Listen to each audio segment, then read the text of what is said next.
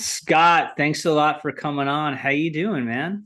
I'm doing well. I'm really happy to be invited to be a part of this conversation with you. After talking to you a few weeks back, I was running pretty high, and I was happy that you invited me to come back. So I'm looking forward to this Yeah. conversation. Yeah.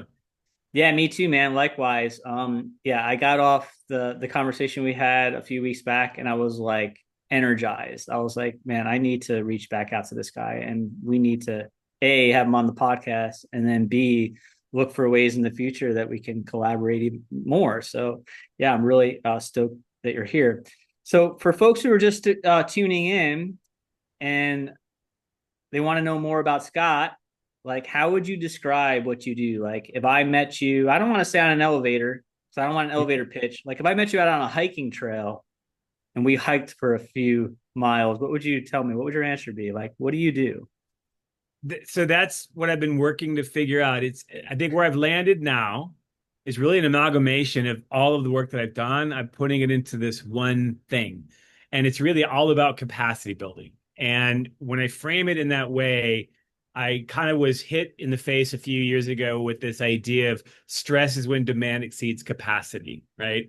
And Mm, there's four contexts in which I explore that capacity building element. One is individual capacity building through the resiliency work that I do with clients and even with myself, because I got to be able to handle stuff. Then there's team capacity building because organizations and getting teams to work together, mm-hmm, making become more compatible, helps build their capacity. Organizational capacity work around just systems and process improvement, and then community capacity in the disaster preparedness work we do for communities around California and the rest of the country. So mm, it's really the focus is on building capacity, and nice. using research-based methodologies and experiences to help people find their way in their own skin so that they can show up better on teams and those teams can be better served to their communities, their organizations. And so it's kind of a I don't know, it's kind of basic in my mind, but people always get like, that sounds like you're doing too much. It's like, it's my mission. So terrible on a Nice. business card. It's terrible at branding. People are like, you need to sharpen your message. It's like, fuck it. I just gotta, this is what I'm gonna do. I'm just doing this. I love it, man. And so what you're doing is your company is called Collaborative Commons, correct? Yeah, yeah, yeah. Yeah, and that It used to be called brain friendly dynamics, right? yep. And I started brain friendly dynamics because the acronym or it's BFD, like understanding how your brain works is a big freaking deal. And then over the years, I really kind of was just applying a lot of neuroscience and performance science in working with individuals, working with teams, working with I mean, I want people to understand that it's not about psychology as much as it is biology. Mhm. Our biology scales, but our personalities don't. And so getting people to understand how they work um, and how I can help you work better. So again, if you feel good in your skin when you're working with me, and I'm good in my skin when I'm working with you, then we just kind of just compound our potential. So just Right. getting people to understand what's kind of behind the curtain, so they can better adjust their strategies to show up the way they need to show up in the appropriate way, at the appropriate time, to Hmm. make the most difference, I guess. Yeah. Yeah. And I think a way that people can show up as their best selves and their authentic selves is that organizations need to have be able to put out a sense of that they have safety there, that they have psychological safety, as you would say, and certainty, and perhaps some trust and connection and autonomy, as you talked about, like a sense of control. Um, right off the bat, like, would you have like if I was the leader of an organization and I'm tuning into this podcast right now, like what is one thing that I might be able to do within my organization to start to breed that environment where people feel safe and feel some certainty and some trust? Well, I think, part of me, I'm a huge champion of collaboration, right? That's what I call it, the collaborative commons. And there's, one of the mantras that I grew up with was, people support what they create, right? And so a lot of people are working in environments that they weren't a part of creating, right? They Mm-hmm. were they've walked into a process or a system or a culture. They want to see change. They can see opportunities for change. And then people say, no, that's not what we do here. And so in the process work we do organizations, I always say, look, if you're 50 feet from the problem, you shouldn't be solving it. You should bring the people who are dealing with the problem and ask them what could be better, what could make it better, and again, getting people to come up with their own solutions. And I've seen it. I was working with a copper refinery group years ago, and it was originally where the management was saying to folks like, these guys are messy, they're slobs, and da da da da da, and there's all this contention. And we just went in there and said, what would it take to clean up the place? They said, we need more trash cans. Where would you put them? Well, we put them here, here, here, and here. Great, let's do it. We bought some hefty trash cans. They put them where they needed to go, or they wanted them to go. And within a couple of weeks, it was spotless. The refinery was spotless. And then the management's like, hey, they have some good ideas. It's like, yeah, freaking listen to them. So, it's not hard. I think people, we have to hold people as able. And again, if people are frustrated, just kind of understand where that's frustrated, because frustration is misguided passion and complaints are just commitments hidden. So we just got to Mm, tap in to really listen to what's really going on. And I think a lot of leaders out there think that they have to have all the answers, but hopefully you've mm, done a good job of hiring the right people who want to do the work because they've come to you because they like your company. So right. get out of the way, let them do their job. So Nice. Yeah, I love that. I think I remember I'm reflecting back to my time working with in naval special operations, and one of the most dangerous phrases that gets thrown around was like, we've always done it that way, but we've always done it that way. And I remember there was a time of like the old guard that was in charge and then the young bucks coming in, and we had a point where we took all the standard operating procedures and really looked at them and said, hey, is there a better way to be doing this? Is there a way for us to work smarter rather than harder? And we right. designed some things that are still in play to this day of like really simple stuff. Like we had like, I don't know, one of the examples, like you had this giant fuel blivet that we used to like fuel the boats from. And then we had to recover it. And it was such a pain in the ass to get this thing up onto the boat. It was so Yeah. heavy and such. And then someone was like, hey, why don't we inflate it? Like we sucked all the fuel out of it. Do we have a way that we could put air back into it? And we're like, yeah, actually, we have these tanks, but the tanks are meant for this thing. You're like, whoa, maybe we could use the tanks also for this. And then people were like, yeah, but we've always done it this other way. And then it was like, I was like, that's dangerous. That term of we've always done it this way is one of the most dangerous terms I think out there. So Yeah. I was glad to be in a position where naval special warfare, they were more open-minded to thinking outside the box and taking on ideas. And you're right. Like once we came up with that stuff, we're passionate about it because we owned it. We had ownership of it. And not only that, because you were probably at a level where your influence and your peers, they're like, hey, if they're doing it, we should do it. And they're not hearing it from their boss, they're hearing it from, their colleagues. So it makes a difference. I mean, I Right. studied, that was part of my study. I studied social cognitive neuroscience, and we are social creatures, and I think we underestimate the power of social. So if a team is working together on a problem and they solve together, they're committed. I mean, you can move mountains. I mean, that's when we talk about flow and things like that. The most potent state of flow is group flow, right? So Mm, why aren't we really tapping into getting people to be focused on where they want to go, and then give them the reins to figure out how to get there. I mean, you can create criteria like without this, it can't exceed this budget. It has to think about these are the constraints, and within the constraints that we're given, how can we make this happen? And miracles start to happen pretty quickly. I mean, yeah. innovation is not creating new things; it's just repurposing what we have for new things. So I don't know. I get really fired up when people say that can't be done, and I'm like, yet let's figure it out. So Love it. Yeah. Something we talked about that really stayed with me too was as you were talking about with group flow is that energy that people tap into sure, in the wake of disasters. yeah, And I yeah, know you've been involved in a lot of that type of stuff, but when we have this like shared sense of humanity and our egos drop down and we drop down roles and we just show up for each other and we have this group purpose that we're driving towards. But yeah. how can teams access that same type of energy without having to have a disaster? Like, do we need the disaster to tap into that? Do we need that disaster to happen and then we tap into it? Or how can we find that Yeah. without the disaster? But I mean, I think it's a great question. I mean, that's part of, as you and I were talking a few weeks back, the work I do here. So for those of you who don't know me, which is probably all of you, I live in Chico, California. Mhm. Back in 2018, we had the Camp Fire, which destroyed the town of Paradise. 30,000 people were displaced literally overnight.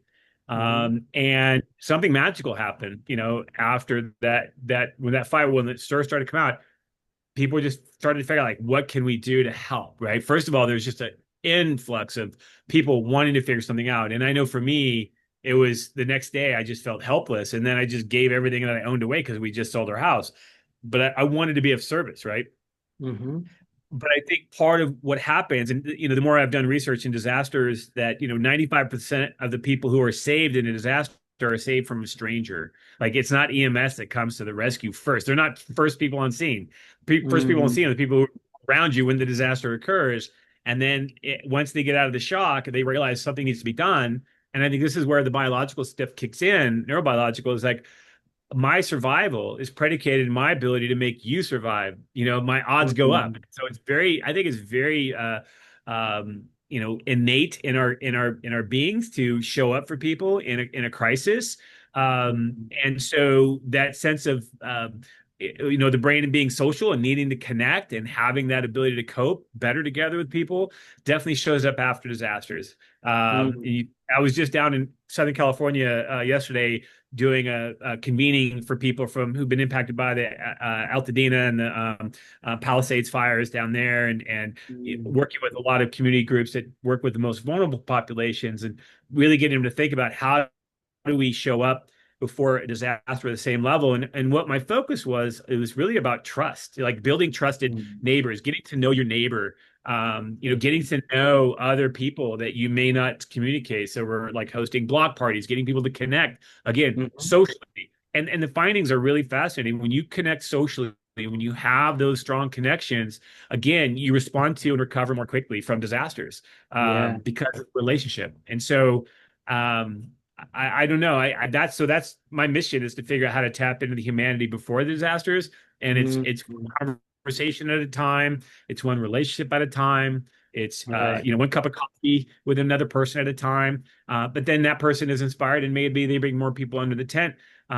Because there's just more and more disasters happening. The last slide that I show in my presentation is I look at the trends in disasters, right?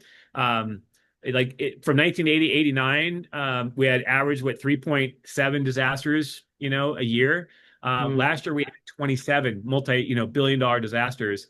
And just this year, LA fires, ton of money. What just happened in Texas a few weeks ago. Mhm. It's just, we have to get our shit together in that space. Um, and we do that through community, and we do that through trust, and that's that moving towards thing. I don't want to Mhm. create, Mhm. I keep saying it's not about creating a fear base, it's creating a focus. Like we could really persevere. We're Love very that. resilient human beings, and so we need to focus on the future state that we want to create, knowing that still going to be hard, it's going to be challenging. So Yeah. how I show up um, as a person in those rooms to kind of engage people that may be little trepidation, or maybe not even have the resources, but get them to believe again in themselves. They've demonstrated resilience. Their communities have demonstrated resilience. So let's not lose sight of it. Let's just keep building upon it. So that's been kind of the work I've been doing. Um, Yeah. it's my mission. I don't want to have to work anymore. I just want to volunteer and do this Love kind of it. stuff. That's my dream. So Yeah, and we were talking a little bit about it, the work you're doing with Paradise and the Aura Rings and resilience and such, prior to hitting record. Would you like to share some about that, like how we're yeah, bringing resilience up? sure. So after the campfire, I got involved doing this community resiliency program, and it was a group of us that would sit down with people who were survivors of the fire, and we had two women, for example. They're actually making a movie with Matthew McConaughey. It's coming out, where he's a bus driver on a, it was, that was these two women in that story. Oh. Really harrowing, terrible. They had 22 kids on a bus. So they were in one of my classes. They were talking about their experience, just everyone shared, but we're teaching them how to kind of, that trauma informed type of coaching. But the people themselves that have been in the city or the town of Paradise rebuilding are, they've just been going, and all the social workers were burning out. I mean, just everyone just got full into it, but it's kind of one of the things that they weren't putting the oxygen mask on themselves, right? So burning out and all this other stuff. So a few months ago, actually, I was called and to work with them, and I've been working with the Resilience Institute. We have this assessment I was sharing with you to Hmm. get a kind of baseline, and so they get their own scores, but we get an aggregate of what the team score looks like. And then the town manager invested in giving them Aura rings to do biofeedback, Hmm. and so from just a 3 month period, their team resiliency score increased pretty significantly. And the beautiful thing about that is that they're noticing that they have a little bit more control. They feel like they have the ability to recover through the course of their day. They're building new rituals into their lives so that they can bounce back and be more resilient. We call it. They don't really like the word resilient because it was like Paradise Resilient, Paradise Strong. I'm finding resiliency as a trigger word for people, so it's about well-being now. Um, Hmm. but I think what it's given them is that the Aura rings and being aware of the baseline of where they are, they have a clear set of where they want to be and how they want to be. And then the tools that we give them are just basic practices, like do a 2 minute breath practice, go out and walk, do a shift and stay, do some resourcing, go to your happy place, simple things to get unmoored so they could get back into the arena and get back into the game. Um, Right. and one of the employees was talking about how different it is engaging with the community members, that because he's more aware, he's better prepared to deal with people who may not be as aware. So he can calm them down, right? And that's some of Ellen Langer's work about mindfulness. Like the more mindful I am, Hmm. um, I probably am demonstrating out to you that I'm not a threat to you, and you come in Hmm. threatened. I can help you down regulate just by the state that I hold. And so there's Right. some stuff happening, and I think there's more potential in that. But I think we're at right now with everything going on, like in LA, with all this stuff happening with the immigrants, and there's a lot of fear and a lot of anger and a lot of with the fire or the trauma. It's been just fascinating to be down there for a couple of days and hearing their experiences, but because we still got to be Mm. prepared for disasters. We still work in communities, but there's a lot of people that are now just too afraid to reach out. So there's some definite obstacles in the way, but we cannot survive without connecting and working together. Like I don't care where you come from, man. If you're there to help me, I'm all for it. So it's like Right. let's have those bridges earlier rather than later. Right. I agree 110%. And something that I did when I came into my new neighborhood here where I currently live that I've never done before, and I'm so grateful for my wife for encouraging me to do it, was we bought like just little tokens of like little gifts and such. And we went down up and down our street and we visited every house and we got brave and we rang the doorbell, ding dong, and they're like, "What do you want?" We're like, "Oh, we live down the road now. We moved in. We just want to introduce ourselves and present you with a little gift."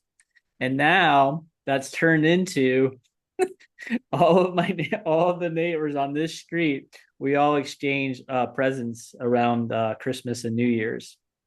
And I actually have it's not here, but I have a little, like one of my favorite ones was this little wooden stool that somebody made that is like the perfect height to sit and meditate on, and it's handcrafted.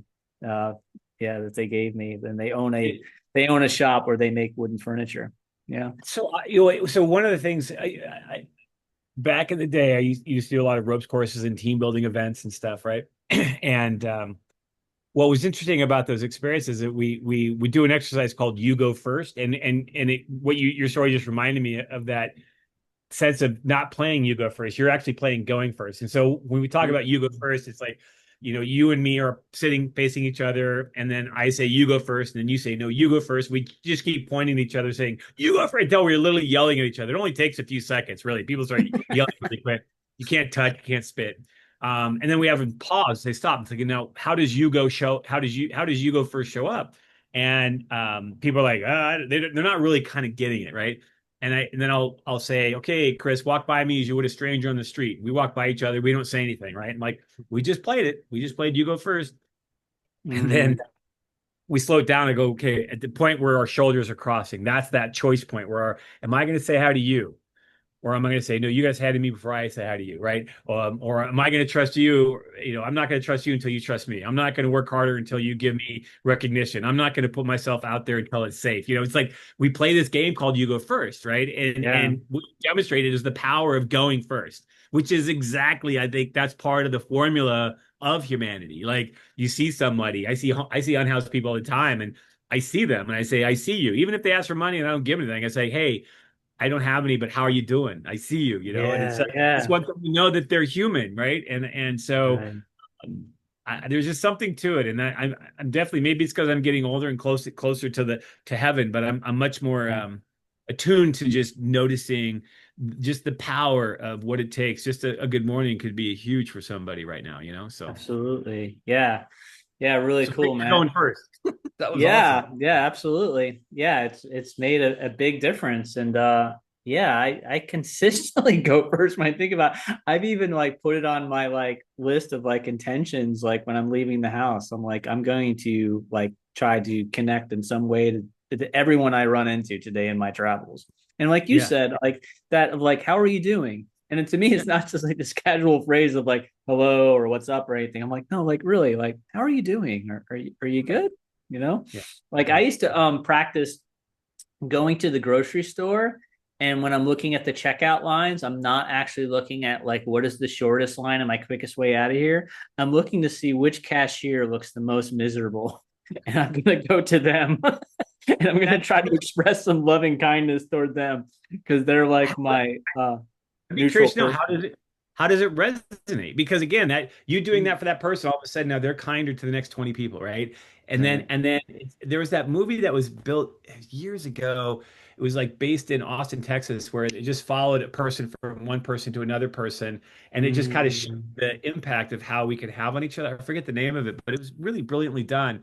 And so I just wonder, like, do you ever think about it's not that you're doing it for any reason other than just being kind, right? But yeah. to me, it's like, what's the ripple effect of that, right? Yeah, the reverberations.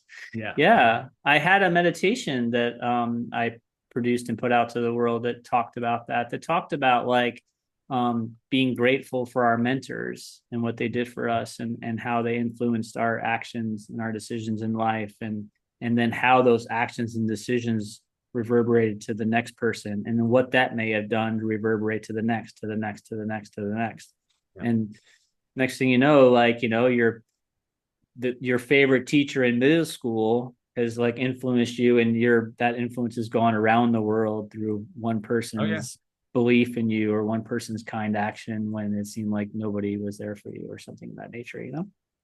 Yeah, I Well, love it. that story resonates because it was I think I was on a trajectory at a very young age where I got in a fight my freshman year of high school, right? Mm, Um, Smoking pot in fifth grade. I was doing stupid shit, and I went to a small school, and my vice principal. So the principal came around as I'm slamming this kid's head in the locker, right? And I was small. I was like mean and angry, and mm, I get sent to the vice principal's office, and his name was Mr. Beckett, and he basically gave me one of those speeches like, "Mr. Winter, I see more than you in you than you see in yourself," and blah blah blah blah. So my punishment was I had to get 50 signatures to get into this student leadership class that was just getting started, right? One of mm, the commissioner of boys activities quit, and he's like, "Hey, here's your punishment. Oh, and by the way, I'm going to take you out of school for in a couple days. We're going to go to a leadership conference in a city a couple hours away." I'm like, yeah, whatever. It was better than being expelled. But that moment, that mm. that that moment in time was a defining moment for my entire life because Wow. I go to this leadership conference, and when you're young, the girl to guy ratio in leadership conferences was like 40 to 1. So it was like awesome. I was like, it was beautiful girls, and I was young and just a stupid high school kid. But I got to go to all these leadership conferences, and so I met my wife. I've traveled the world. all from that one intervention, right? Just that one thing. And I don't know where I'd be. He actually was killed my sophomore year of high school. And so I still think to this day, like, what would Mr. Beckett think? You know, what would Mr. Beckett Wow. want me to do? So that, to your point, that legacy of that one intervention that you did for that cashier, you just never know that you might have saved her life or his life, or she was having a bad day, and all of a sudden they made a different choice, and as a result of that different choice, it goes back to that 1 degree could be the shift in the universe, So I don't know, good stuff. Right. Yeah, I love it. What would Beckett do? I don't know, it'd be a bracelet. Well, it's so interesting because when he passed, he had three young kids. One was just a relatively like 6 month old, and we all Wow. wrote letters about the impact their dad had on our lives. And his Oh, youngest son reached out to me a few weeks ago. Hey, I want to talk to you because they read our notes, and yeah, I want to talk to you. I want to get to know you. So it circles back. So that's yeah, amazing, dude. it's huge. But that's I think that's why I'm here. It's what I do, why I do. And it's all because of that one sliver moment of getting caught in a fight, sent to the vice president's office, and going into my punishment was investing in me. So it was huge. Wow. That's amazing, man. What a great story that is. And I can't help but I keep reflecting back that you said you were smoking dope in fifth grade. I'm Oh like, oh yeah, my, yeah, yeah. yeah. And I'm like, I can relate to that. I started drinking and smoking dope when I was like 11 years old. And now I have a 12-year-old daughter, and I can't imagine Yeah. like, how the hell did that happen?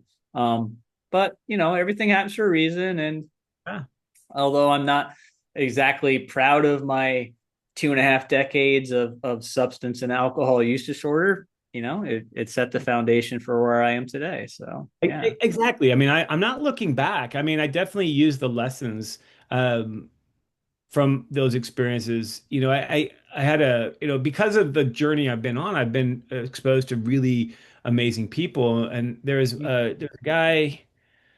What's his name? He does a lot of stuff out there now. Or he used to. He's an older gentleman now, but he was talking about. He wrote a book called "Unpack Your Bags," right? And it kind of struck me at the time, kind of the metaphors, like how many of us have baggage in our life, right? And everyone can say, "I have some baggage," and so the metaphor that at least what rung in my mind is like, how often do you go on a trip where you pack your bags with shit you never need. Like I'll read War and Peace. So you carry extra 20 pounds on your fucking luggage.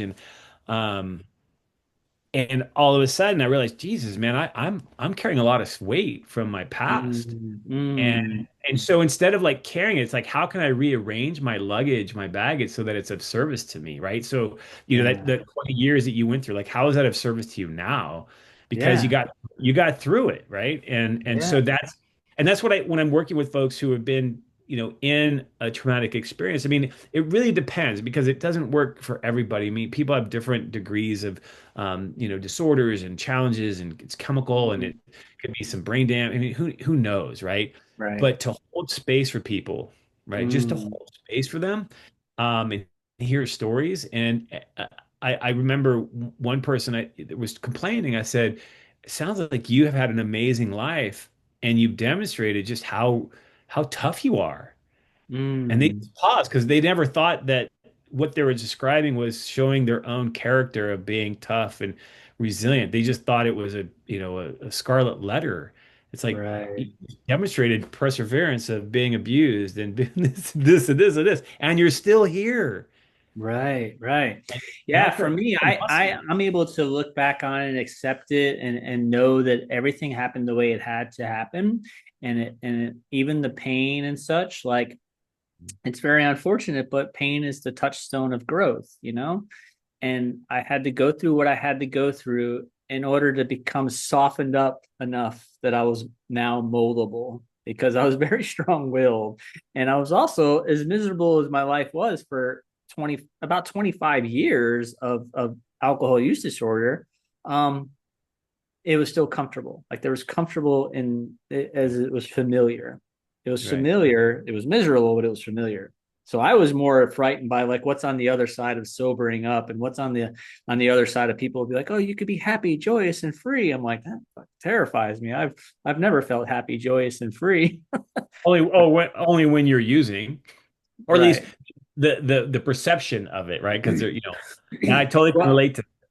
yeah, it's not really, it's to me, it's always been about the anticipation of what it was going to do for me. Like I thought like, and it never really worked.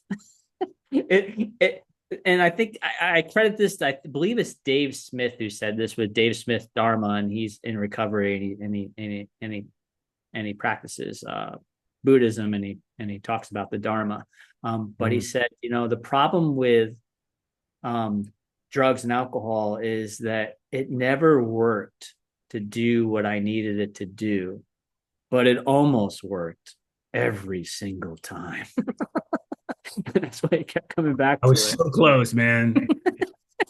Yeah, I So could I remember when I so it's interesting because when I was in college, I worked for alcohol and drug services and I was doing youth yeah, prevention work and I worked yeah. in juvie helping kids doing genograms and stuff like that. Mm, And I would always kind of reflect on this idea. And I went to a workshop. I don't know if it was, you know, research based, but it was some guy's theory that, just like we have the need for sex and to eat, all these drivers that we also have a need for a higher state of consciousness. Like that was his thing, mm, right? This pursuit mm. of like getting high. Like you see it in dolphins in the wild when they're eating some of that Right, stuff. right, There's right. something there that we want to pursue to Yeah. tap into something, like the Kool-Aid experiment, all those kind of things. But I wonder, but that's, I honestly, because I started from, in my own transition, I started doing endurance running. I was a distance runner. I went to the Yeah. junior mile and 880. So I went from, doing chemicals from the outside into the runner's high inside out. I mean, I have been just loaded Right, after a good 20-mile run and be like, man, there's nothing that can beat this. right. I still drink once in a while, but I really moved away from the harder stuff when I found running. Yeah. Part of it, I ran young too because I didn't like to be home, and so I would just run all the time to be not going to the house. Yeah. Um, and so I loved running. That was Yeah. my thing. And anything Yeah. distance, endurance wise, was like it was an insight. It was like, that was I tapped into my own medicine cabinet doing that kind of stuff, and Getting it was high on your own amazing. supply. Exactly. Yeah. Yeah. And then of course, you have a challenge like, okay, how can I get through this? And we were doing everything from like ultra runs to riding ties to endurance rides on bicycles and endurance swims and started getting the triathlons. And this is when triathlons started to build out stuff. So Mm. I just wish I knew all the training tools that we know now because it used to be just carb a load and drink a Sierra Nevada and go run, a marathon the next day. And it's like all the worst things we used to do, thinking it was, Yeah. carb a load before the big race and big run, and you're just Yeah. like, oh, anyway. Yeah, So yeah. I relate to that. Like, running saved my bacon as well. Like it helped me stay in sobriety and stay in recovery. So I started long distance running a decade ago, and I mm, was 8 years sober at the time. I was still in the Navy, and I mm. was on a deployment, but my deployment was off the coast of California. So I was on a little island called San Clemente Island. Oh yeah, And yeah. yeah, so on San Clemente is I'm pretty sure it's still there's the only active quarry in the United States military, and it's run by U.S. Navy Seabees. And we literally take big rocks and make them into little rocks. And that's what we do out there. And San Clemente, probably 2/3 of the island is also an active bombing range where they would go ship to shore bombs off the big ships landing, boom, boom, boom. So like literally the island would shake, as you're trying to sleep in the barracks. And I was out there for 7 months, and I was the only one out there that didn't drink. And everybody would work hard all day, and then they would get done with work and they would drink and they would fish. And I had no interest in either one of those. And I was like, I've got to do something, man, or I am like a drink started looking a lot better. So I said, nope. I watched a film, excuse me, called Western Time by Billy Yang. And it was about the Western States 100 and Sally McRae. and I was intrigued, like, oh my God, people run 100 miles like at once, like in one stretch. Like, this is amazing. So I ordered some running shoes. I ordered a water bottle, a little bit of nutrition. I didn't know what I was doing either. And I trained like for like 7 months. I trained for a marathon. And then I got off that island and I went up to San Francisco. And in the Marin Headlands, there was a race called the Golden Gate Marathon. It was my first trail marathon. I ran it and I got fourth place. And I was like, holy cow, I might be actually pretty good at this. And then I Yeah, was man. just intrigued and I loved it. I loved the training leading up to it. I loved the discipline. I loved having some to focus on. And then I loved going out to the race. Like the race was like the big mission to me. And then afterwards there was the recovery. And it reminded of my days working in special operations where there was like a training blocks up to deployment, big Yep. mission, and come Yeah. back and have Yeah. time to settle and such. So I Yeah. I stayed mean, at it out of 10 years now. yeah, I mean that structure is really good. I mean, that's the part for Mm, me is like having a routine. I don't run anymore because my feet are thrashed, but I still swim is my mm, thing. yeah. I put in a lot of yards, but I have to have Nice. for myself. And I know how I feel. And I gave up drinking a few years ago. I never. I mean, who knows if I was, but I didn't really drink.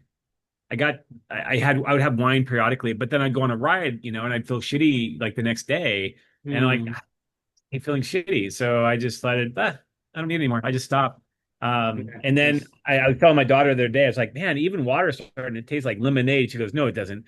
She's 25 and she's still young and dumb, and it's fun. But I don't really have a problem going to social events and being stupid and having Hmm. fun, and I don't need Hmm. any of that stuff. So it's been a journey. I mean, it's kind of get comfortable in your skin is and which I think drives my work is like I think I've shared with you. It's like, when someone's complaining about anything or anyone, I just simply ask them anymore, do you like who you are in those situations, right? And it's Mm, really being able to understand, hey, what is it that I don't like about myself in this situation, right? And then what choices do I have to make it right, right? If you're being, inappropriate or saying things that I don't appreciate, hey, Chris, I don't really appreciate that, and it's right. just me, it's not you, it's just this is the impact. But I'm not going to blame you. I'm just going to say I don't appreciate that, can Mm, we focus on something different? It's like that ability to be courageous enough to say what you need, or ask for what you need from others. I mean, that's kind of the basis of psychological safety, because if you judge right. me, that's really more about you. I'm not going to let you get into my chill anymore. So, but I'm also not going to be self-righteous either. I'm like, hey, that's just you. But this is what Right. I want in our relationship, which is I want to be talking about these things because you're important to me. And, what's going Yeah. on? Why are you up? So that kind of stuff. Yeah. And that takes a lot of courage to establish those boundaries and make those statements and ask those questions and such. But And, it took me 60 years to get here, though, buddy. So it's like, cool. I got 9 to catch up then. I got 9 more years to get where you're at. Cool. Hey, let's switch gears a little bit. When we had a conversation and you were talking about your world travels and things you've done and people you've met, you've had some time to sit with Wim Hof. Is yeah. that correct? Yeah. What was that Yes. like? So it was part of after the campfire, I really was committed to like finding alternative ways for people to get unstuck. And so Mm, I flew out to Poland or I went to, I went into, it was the Czech Republic. And then we took a bus ride to his place and spent a week with him out there and had an amazing experience. I'd seen his, documentary on the Vice documentary they did on him, and I checked it out. I was at that point I was kind of stepping into Stephen Kotler's world and the Flow Research Collective with Jamie Wheel, and they had mentioned the Wim Hof. Wim Hof kept coming up in a lot of our meetings. And I'm like, "What's Wim Hof?" So I looked it up, and mm, I actually did it at home. I practiced it, and I had this really emotional release just doing the breath work. yeah. Started doing the cold immersion, and I just wasn't sure if I was doing it right. So I signed up to spend a week with him, and it was insane. It was a couple things that I really took away from that experience was one of the things he said that he goes to feel is to understand, and that has really resonated with me because it's like again, when I'm feeling something, and it's tied to the resiliency work that I do, is to say, if I know where I am, I should know what to do, right? So, Mm-hmm. what is what I'm feeling saying to me? It means something, right?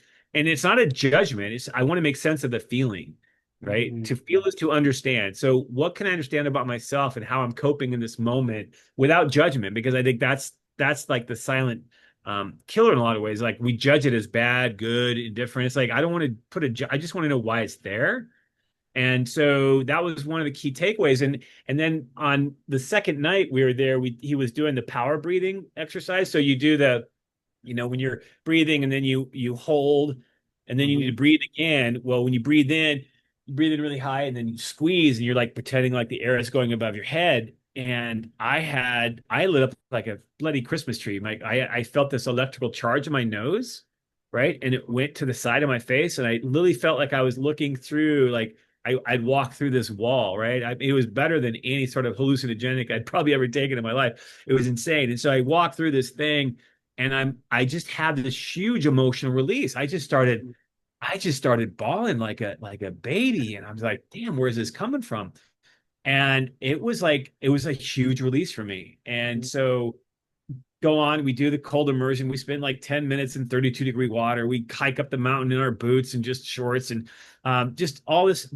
But and then the community that I was part of was amazing. And then the last night we're in this place and we're doing the breathing and we do the power breathing again as we're all holding hands with the people we'd been with, and similar phenomenon, electrical charge. And I actually walked through this whatever veneer it was between reality and the new reality I stepped into, and fractals, this incredibly bright light. And I think it has something to do with maybe the pineal gland in our brain, but it was something was lighting up. Again, another huge emotional release. I mean, it was insane. I mean, I got back from that and I would cry at a commercial. Man, I was just like unmoored for a little bit, but I felt like I was reborn in such a way that I'm like, wow, that's pretty awesome. It was really, I mean, I felt grounded and centered for, Mm-hmm. really insane. And so I actually brought one of the first instructors to Chico and to do some stuff with some of the fire, people who've been dealing with the fire stuff, and had a couple vets there as well. Nice. Similar experiences, a lot of emotion, a lot of tears, a lot of just releases. And now one guy who owns a gym in town, he continues to practice it as much as he can. But it Yeah. really helps shape his perspective. But yeah, I was trying to find alternative ways because I think, we could there's any number of types of therapies, but not all therapies work for everyone. So there's any number of ways that we can access the better part of ourselves. And so it helped. But I still practice the breathwork and Nice. the cold stuff. And Yeah. yeah, it was That's pretty awesome. insane. Yeah. Yeah, me too. I still practice as well. I actually did a breathwork practice before I hopped on this call with you, and I'm still a big fan of cold showers. As cold as I can get them here. I put Yeah. a shade structure over my water tank out back to try to keep it as cool as possible. And then we have it's become pretty popular in town. I want to say there's maybe a dozen places that are doing saunas and ice baths now, and red light therapy, Yeah. and all these different things. And something that keeps coming up in this call that's important to me too is just that connection that you get with people when you're going through those modalities together. Because I thought to myself, like, I could put an ice bath right here at the house and I could get a sauna and put it out back. I'm like, but if I do that, then I don't leave the house. And I Right. don't Right. I don't go have that community that exists at the saunas around town. So Yeah. I keep going to the saunas, and Well, and I because think, it's good. but Yeah. and I mean, it goes back to the part of that whole process is, what I'm keep learning too, it's more about recovery than it is about effort, in my view now. It's Mm-hmm. like I'm much more into, sitting in the saunas and doing the meditation as a method and a ritual of recovery and renewal rather than of, trying to be high performance, right? Because that's not Right. sustainable. And so I think that, as we continue to evolve in our understanding of what we're capable of, and that's why the capacity, it's like, just think of your capacity because you invested that 10 minutes, and that the tail effect of that throughout the course of your day is now that much better. So Mm-hmm. yeah, it's awesome. And doing it Yeah. in a setting is great too. Yeah. Yeah. So let's bring something practical to this conversation. Not that the things we're talking about aren't practical, but what if someone is like listening right now is like, I wish they could just give me like one thing, like one small thing that I could do because I'm here, I'm feeling stuck. Maybe it's just stuck in my relationships, or I'm just feel stuck in my career, or I just feel stuck in life. Like, do you have any advice for someone that could be like one small but powerful thing that someone could do? Um, yeah, I mean, there's as you're talking, there's a couple things. One of the pieces that what I practice a lot of times is if I'm feeling stuck, the question is, what am I focusing on? Right. So it's like I talk about, well, some of this work comes from David Emerald's stuff that I use, but he talks about, what's your orientation? Do you have a problem or an outcome? Like, what am I focusing on? Right. And I struggled that this last year with everything going on in DC. I've lost a ton of work, a lot of money and work contracts that I had. And so I've had to completely pivot. And I was kind of going through a rediscovery of like, okay, what do I want? I could easily focus on what I don't want and feel stuck and trapped and pissed off and I don't want to be there. And so I said, well, what do I want? And so I just asked that question, well, what do I really want? And even if it's I don't know, but then I said, well, what do I want to be? Like, how do I want to feel? And that's what Mm, I'm in pursuit of. And so I think I shared with you, it's like I started working on my to-be list rather than my to-do list, right? I want to be calm. I want to be alert. I actually been doing a lot of reading James Doty's work. If you're familiar with his stuff, mm, he's a neurosurgeon, and he's something called the alphabet of the heart. And so I do my he talks about it's compassion, dignity, equanimity, forgiveness, gratitude, humility, integrity, justice, kindness, and love. And so that's my mantra in the morning. I'll focus on that, set the intention. But I think for people who are stuck is first of all, you're not stuck throughout the whole day. You might be stuck in moments and you might be aware in those moments, but then you get distracted. But it's in those moments when I sometimes find darkness or darkness is creeping in. I'll say, and part of this is I had cancer back in 2012, and oh, the the the trap that I got into, I was like my little voice was going off, right? And I go to my physician. I said, "How do I stop the internal chatter?" And he goes, "Just tell it to stop." And I'm like, oh, fuck, "That's so easy, but it's so fucking hard." And so but I really worked on just practicing that, right? Just stop. mm, What do I want? Well, I want to be here for my kids. I want to be here. I want to, so what do I want to focus on? And I changed my focus on what I wanted to be doing. And so because I would literally go, there's a tumor, I'm freaking my fucking self out. And I just like, I don't want to be in this headspace. And so I just, I changed my focus. I would, if I started feeling darkness, I'd go outside and go in the park and I would do things to change my state. Um, and yeah, so that's a very practical thing is just I go to my happy place. I mean, that's one of we call it resourcing in the community resiliency model, but you literally can, I would just, okay, I don't want to be here. Where do I want to be? I want to be here. And I would settle into that. And mm, actually now I use it as part of my thinking exercises. I think I showed you, I have a drone that you can fly with your thoughts, right? So the calmer you get, the higher this thing flies. And all I ask people is like, go to your happy place, go to a place that when you go there, you go into a calm state. And all of a mhm, sudden this thing starts to fly. And so that's the practice is just go to your happy place. Quickest way to mm. uncover is going because your brain's 60% of your brain's 60% of your brain's processing is visual. And so Yeah. use the tool you have, just like running became our high or kind of our cabinet for our drugs, because you can't buy the level of drugs that we can get internally. Like if we were to buy the level of drugs on the street that are in our bodies, you would die. So we have the access to that. And so just same with our brain. Like you change that neurochemistry, you change your state. Yeah. So just yeah, I go to my happy place quite a bit because I it can love get it. pretty sometimes. Yeah, because I have this magic magnifying mind, right? That what I think of gets bigger and bigger. So if I think of the solutions and I think of where I want to be heading towards rather than Yeah. what I want to avoid.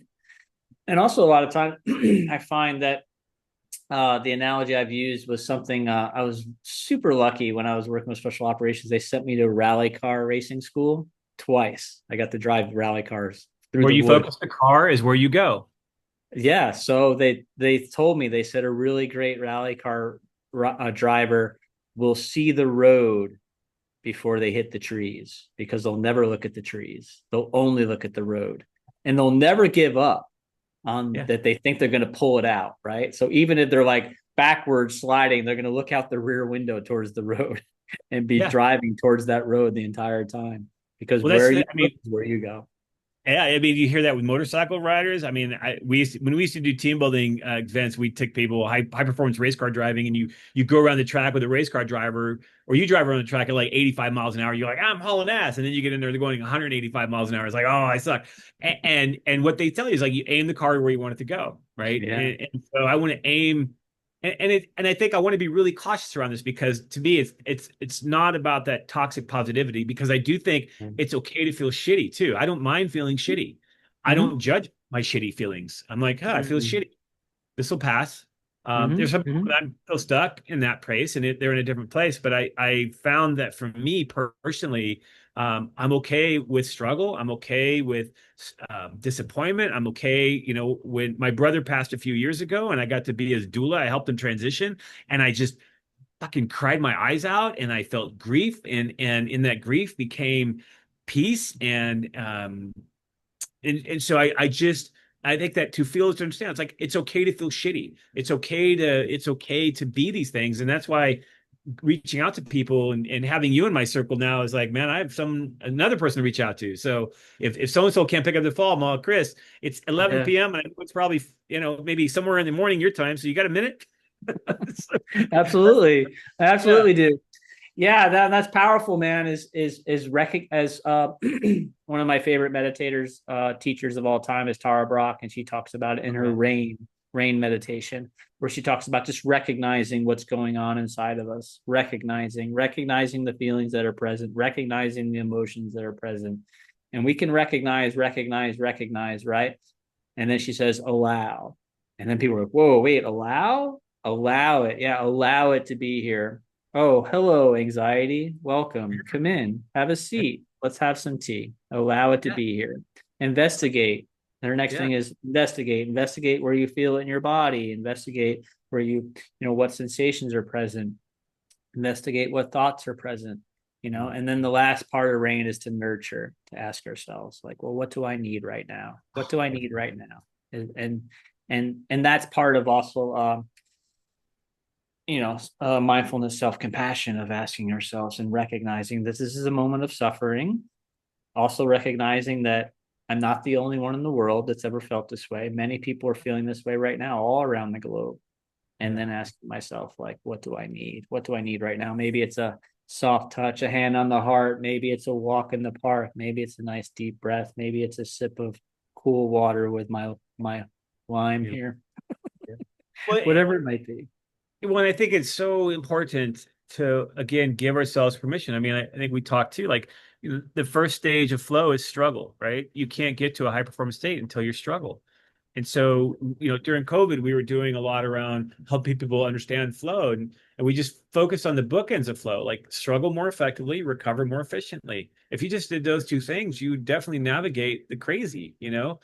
So first of all, but I just found that people had a hard time struggling. They put so much negativity on the struggle, but at the same time, it's like in order to learn, agitation is the first time that you're learning, right? So all it means is you don't know, you don't have the tools yet, right? Or the right whatever to get past what you're currently stuck in, but you have the potential. And so if I don't know, then it means I have an opportunity to learn something. So I like the most annoying people in my life, I've turned them into my teachers. That's how I frame it, right?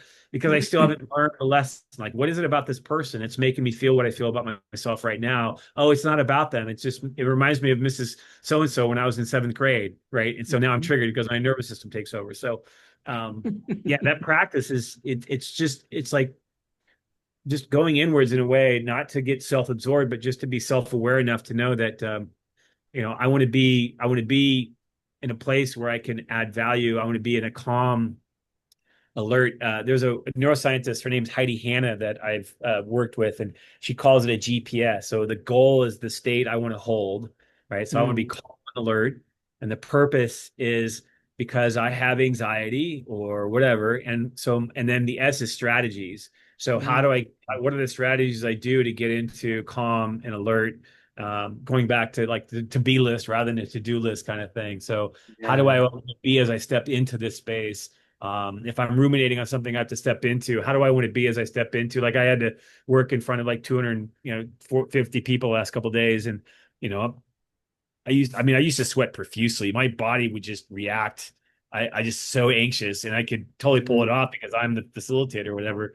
But I would still be just breathing inside of just anxiety. And now I'm yeah. like, I'm not sweating anymore. I'm totally at peace because I want to be That's calm. amazing. So I was not at that level, like it was only 24 people, but I was an instructor for like 3 years at a schoolhouse in the Navy, and I never got used to getting up on stage and having the podium and having the clicker and standing in front of the PowerPoint and teaching 8 hours a day. So I think her name is perhaps Amy Cuddy, I want to Oh say. yeah, yeah, yeah. She does the Active posturing, yeah, taking up yeah, yeah, space yeah, and all yeah, that. Yeah, yeah. I used to do that. I used to do that in the restroom before I would go out on the podium. I'd be like getting big and taking up space, and I'd be putting my hands on my hips and be like power posing and like, oh, you can do this, you can do this. And one time, like somebody walked in, I got like my hands in the air, standing in the restroom on this military schoolhouse. I'm like, what the hell are you doing? Yeah. I'm like, I'm taking The up word got space. out, I'm like gonna go do yeah. this. You go back into Yeah. class, everyone's like, "That's him. It's the guy. It's the crazy guy. That's But the yeah, I dude." was like fake it. I was faking it until I became it, you know? And then by the end, like I was still not 100% comfortable. I mean, I still get those jitters, but I reframe them as like you'll if I'm ever presenting, you may hear me when I hop on the call. Like, I'm so excited to do this today. I'm so excited to be here, which means like I'm scared shitless. Exactly. I Well, have it's the so much same. anxiety. Well, so again, I have such a cool gig in my life because I get to work with the Olympics. I get to and so it's interesting. Like you hear an Olympic athlete being interviewed by someone like, "Were you nervous?" Like, no, I was excited. Like, so where we process nervous or anxiety is the same part of the brain that does excitement. So it's like reframe it so it's of service to me. It goes back to repack the Right. bag, right? Under to feel is to understand. I'm feeling this. How else can I use it for good? Right. So again, but that's a practice. It's not an easy thing to do, but just to notice, like, name it, tame it, use it, So it's different, but Yeah. it's work. I mean, again, this has been a long journey for me. I've had a lot of great mentors. I've had a lot of great um, bad experiences that allowed me to practice this stuff. So, it's like it takes work. I mean, I always think of like P90X, and you see those people that they look really fat and ugly in the beginning, and then they leave, 12 weeks later, and they're just rock stars, right? They don't tell you that they're on like a 500 calorie diet, right? They're not showing you all the behind the scenes. Right. There's no magic bullet. It's effort. It's so much effort to put into, Right. but I think going back to if I'm stuck, it's like, how do I want to be? And then am I in pursuit of that Mm, versus all my time, to your point, moving away from what I don't want? Because that's a huge mm, energy suck in my view. mm, Um, and again, it doesn't mean that getting to what I want to be is going to be easy. It's going to take, it's discipline to stay sober. It's discipline to say your truth. It's discipline to, because again, social, I mean, our brains are social, and I think we underestimate the power of it. But you get rejected, that's like getting punched in the face, right? mm, So why would I ever say that to you again? Or why would I ever say what I'm feeling to somebody? Because last time I said what I was feeling to somebody, they laughed at me, and I'm never going to go through that again. And my brain, I mean, who puts their hand on a freaking hot stove more than once? Like, so, mm, yeah. And so again, it's like putting it into practice. That's the work. It's the work isn't the work is making the choice, and then also giving yourself the baby steps to get there. I'll share. We used to do these ropes courses, and one of the clients we had was breast cancer survivors, right? And it's called the Healing Odyssey program. It was really intense, where all these women who were either had cancer or recovering, coming out of it. And so one of the events we did was called the pole. They had to climb up this 40-foot pole, stand on top of it, catch a trapeze, right? And those events are all challenged by choice, right? So everything's about choice. And this one woman is off to the side and she's just crying, like, I can't do it. She's just sobbing the whole time. And all Mm. the women are, they're choosing to put on the gear. They're choosing to come to the ladder, make a choice. They make a choice whether they climb or not climb. But the key is be clear on the choice you need to make. And so this woman finally, I said, we're running, we're coming to the last. I go, do you want to do it? She goes, yeah, but I just don't think I can. I'm like, okay, I understand that. I go, but do you want to? I want to. I said, so do me a favor. I said, stand on the ground, like where you're standing right now. I want you to show me what it would feel like for you if you're standing on top of that pole. And man, her physiology just went boom, man. She just got nailed. She was like just like almost instantaneously. She just put herself on top of that pole on the ground, right? And I said, Mm. so the question I have is that feeling worth going for? And she goes, I guess so. I'm like, you guess? I know, she's still kind of sobbing. I'm like, great. So now the first thing, if that's what you want to go for, that feeling, then the first question I have is, can you go over to the gear area and get it put on you? Yes, I can. Okay. More importantly, do you choose to do that? Yes, I choose. So she goes over there, puts on the gear.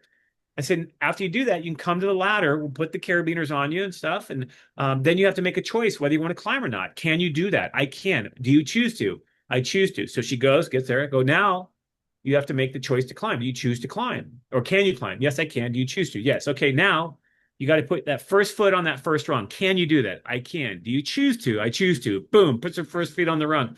And next thing Mm. you know, she's on top of this thing. And everyone's just going crazy because they'd seen and witnessed this person's like, I can't, I can't, I can't. And finally, she gets it. She's successful. She comes down. Everyone's just going crazy. She gives me a big hug, and I go, now you got to think of all the things you said to yourself that you said you couldn't do.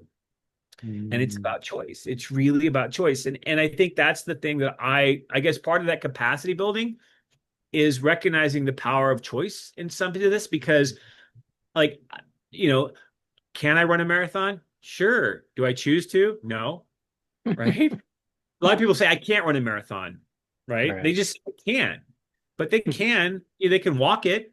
They can trot it. They could do it. Anyone can do it. Mostly, I mean, I see people with no legs do a marathon. So don't tell me an able-bodied person can't do a marathon. But it's a matter of choice. And I think the number one cause of hypertension for people and stress is feeling like they can't do things, that they have no agency. And so that Mm. capacity is giving people to see that they have agency in themselves and then if Yeah. we could pound that within a team, our capacity goes up.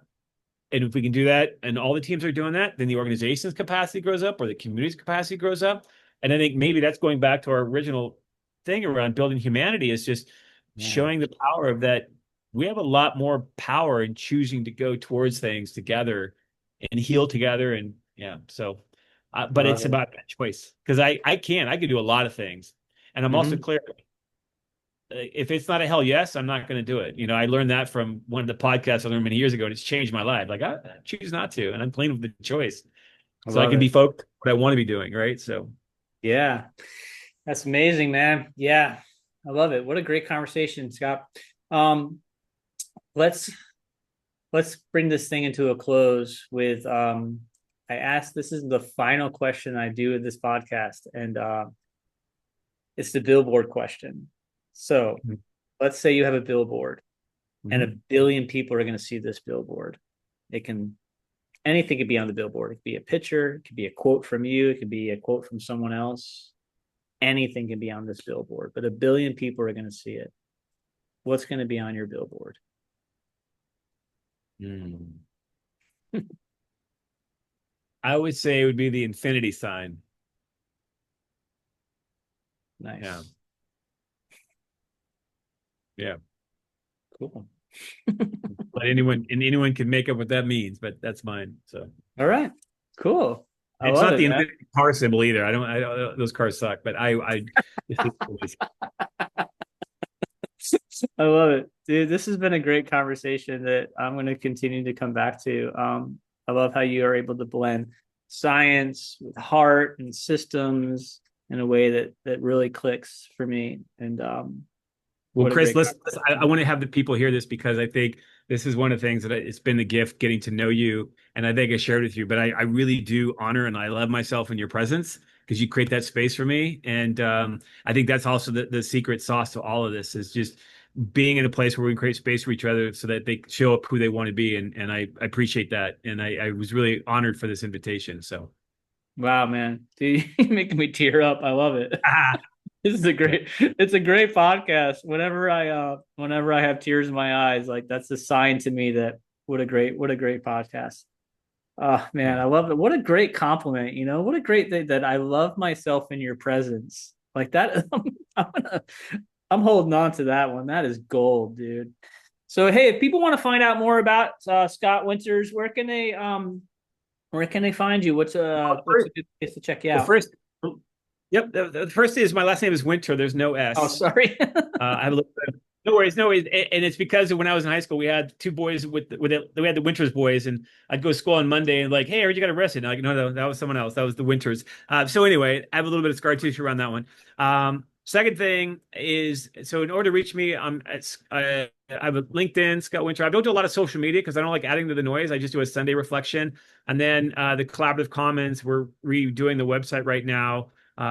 Like again, it's going to be focusing on that capacity building. But the other part of the commons is not just about me. We're really building a community of people like me, so you can be a member. And it's so we have an outward facing thing for customers, but a back end for people like yourself who want to be of service to grow capacity, so that we could promote you through our website to say, hey, if you need a coach, we got Chris. You know, like I want to be building that capacity because again, it takes a village, and rising tide raises all boats, and I want to be a part of raising the tide, and I want you to be one of the boats in the fleet, so we can keep making a difference. So, Awesome, man. All right, folks. What a great conversation. That's a wrap on this episode of Cognitive Fitness Coach.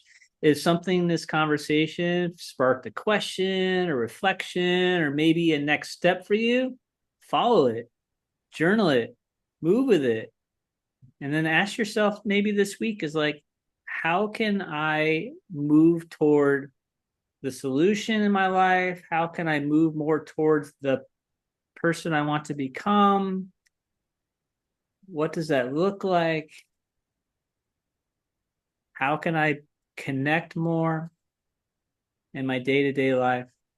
So, until next time, I encourage you to keep training your mind, take good care of your nervous system. mm. Peace, be well.